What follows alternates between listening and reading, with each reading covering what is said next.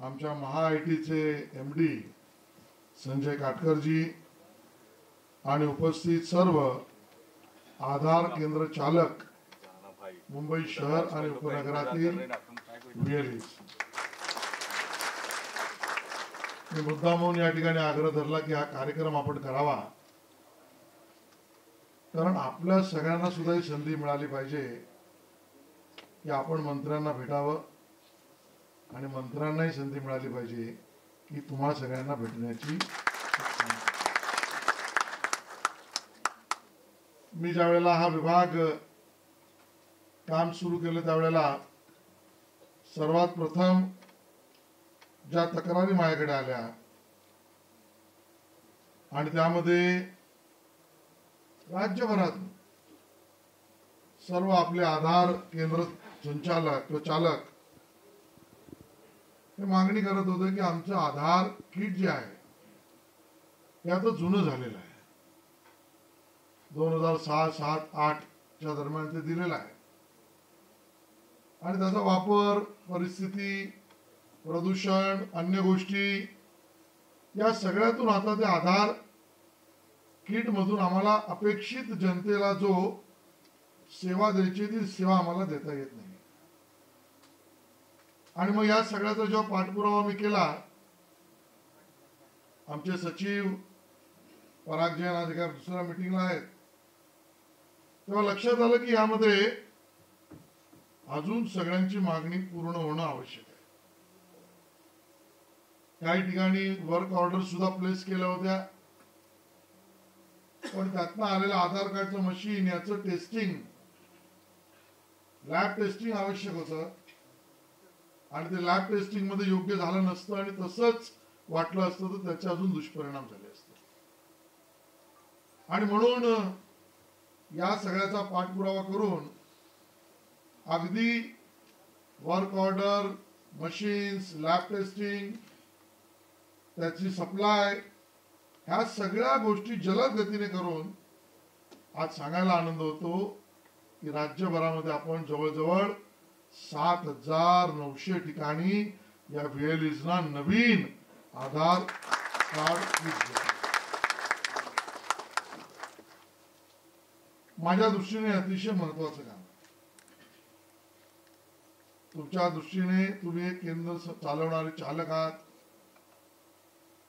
एक रोजगाराचा, छोटा मोठा 2 पैसे कमवण्याचा, लोकांची सेवा करण्याचा हा आपला प्रयत्न असेल, आहेच. पण प्राप्त परिस्थितीमध्ये ज्या पद्धतीने नवनवीन संकट समोर येत आहेत, नवनवीन आव्हानं समोर येत आहेत, यात बघितल्यावर लक्षात येतं की हे चालक केंद्र म्हणजे व्हीएलई किंवा ही सेवा ही सगळ्यात मूलभूत सेवा आहे. प्रकरण अनेक आहेत. एक व्यक्ती पकडला गेला एका गुन्ह्यामध्ये, मी नाव घेत नाही, प्रसंग सांगत नाही, गुन्हा सांगत नाही, त्याच्याकडे सापडलेलं आधार कार्ड हे इकडचं बोगस होतं आणि व्यक्ती बांगलादेश मधला. आव्हान आपल्या समोर नव्याने आहे.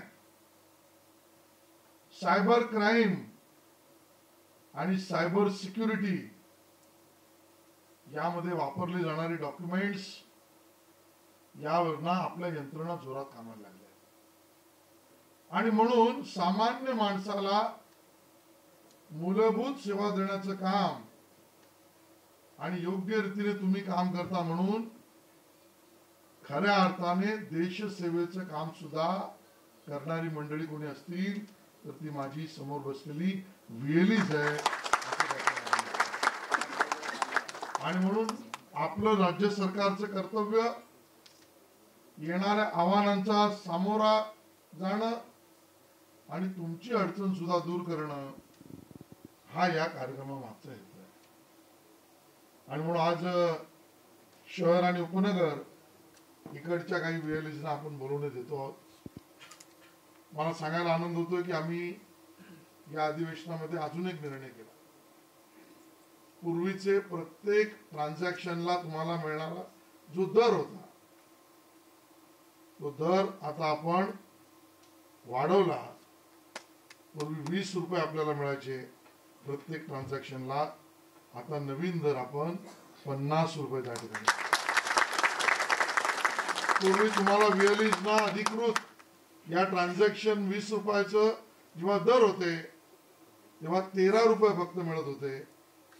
आता एका ट्रान्झॅक्शन मध्ये नवीन दरातल्या 50 रुपयाचा जो दर केल्यानंतर 13 रुपये नाही तर 32 रुपये 50 पैसे तुम्हाला द्यावे लागणार. यात सुद्धा राज्य सरकारचा वाटा आम्ही कमीच ठेवला. पण या व्यवस्था उभ्या राहायला पाहिजेत, कारण प्रतिकूल परिस्थितीमध्ये तुम्ही हे काम करता. एखादा कोणीतरी त्या ठिकाणी अनपेक्षित काम करतो आणि आपण सगळेच त्याच्या बदनामीचे धनी ठरतो. 100% लोक प्रामाणिक आहेत, एखादा चुकतो आणि सगळ्यांना त्याची शिक्षा भोगायला लागते. असं होता कामा नये. म्हणून सामान्य नागरिकाला याच दरामध्ये सुविधा देण्याची आपली भूमिका जी आहे त्याला आपण 100% प्रतिबद्ध राहिलं पाहिजे. या दरापेक्षा वेगळा दर नागरिकांकडनं मागणं हे आपण करत नाही, करू नये, करता कामा नये, हीच आपली भूमिका असली पाहिजे. मला अजून एका गोष्टीचा उल्लेख करायचा आहे आणि ती म्हणजे आम्ही हा निर्णय केला. आजकाल जमाना बदललाय. पूर्वी दुकानात जाऊन राशन माणूस घेत होता, किराणाच्या मालात दुकान जाऊन साबण घेत होता, केमिस्ट कडे जाऊन त्या ठिकाणी औषधं घेत होता, या ठिकाणी रेस्टॉरंट मध्ये जाऊन पार्सल घेत होता. आता सगळं ई फॉर्मॅटवर आलंय. तो मोबाईलच्या ऍपवर होम डिलिव्हरी मागतो.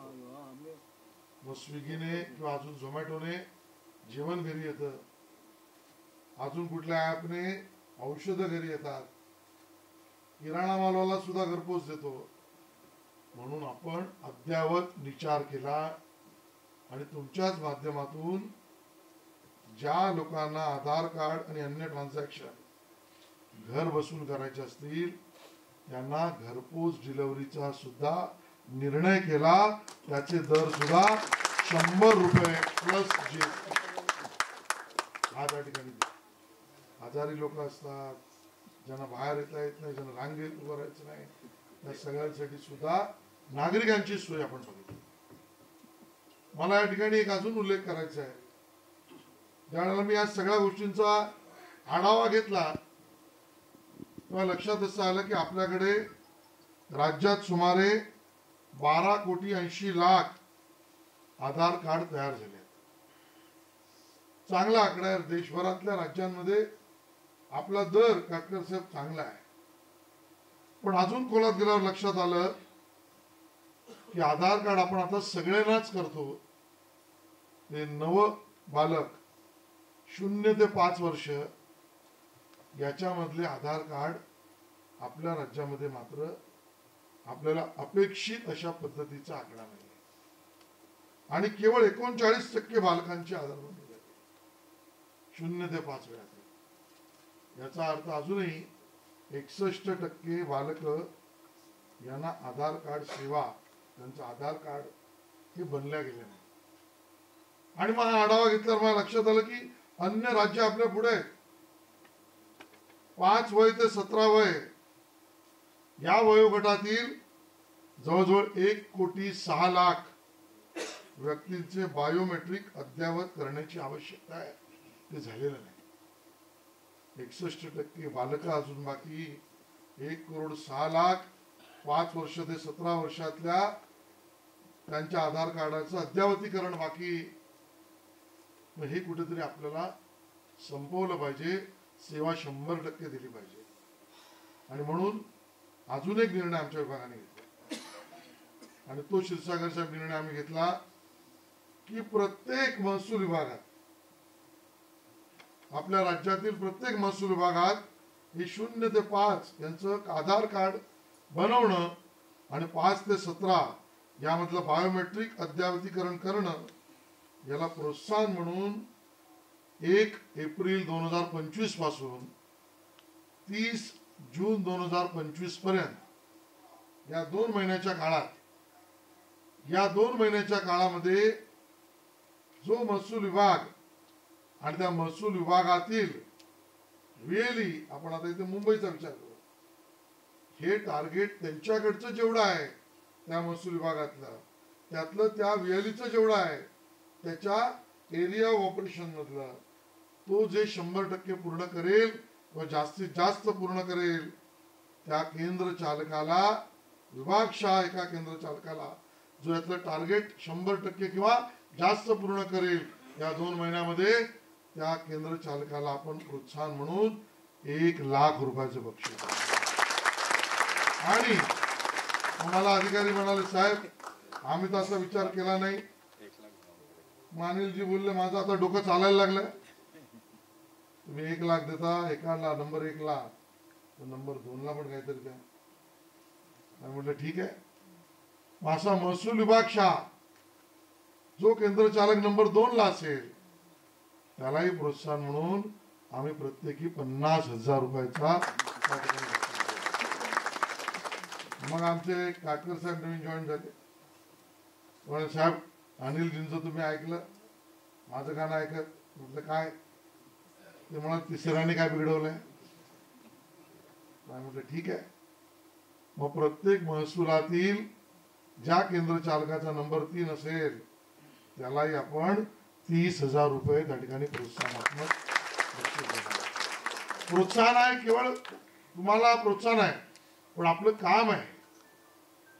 आपल्याला येणाऱ्या काळामध्ये अन्य राज्यांच्या पुढे जाऊन नव बालकांपासून सुद्धा आपल्या राज्यामध्ये जास्तीत जास्त आधार कार्ड कनेक्टिव्हिटी एस्टॅब्लिश झाली आहे. हे सिद्ध करावं लागेल, ही सेवा करावी लागेल आणि त्यामध्ये आधार किट उपयोगी पडेल. आणि म्हणून आजचा आधार किट वाटपाचा कार्यक्रम माझ्या दृष्टीने महत्त्वाचा कार्यक्रम आहे. तुम्हाला सगळ्यांना भेटण्याची संधी मिळाली त्याबद्दल धन्यवाद. दोन्ही आमच्या जिल्हाधिकारी यांनी त्यासाठी प्रयत्न केले, त्यांचे धन्यवाद. त्यांच्या सर्व सहकाऱ्यांचा धन्यवाद. जय हिंद, जय महाराष्ट्र.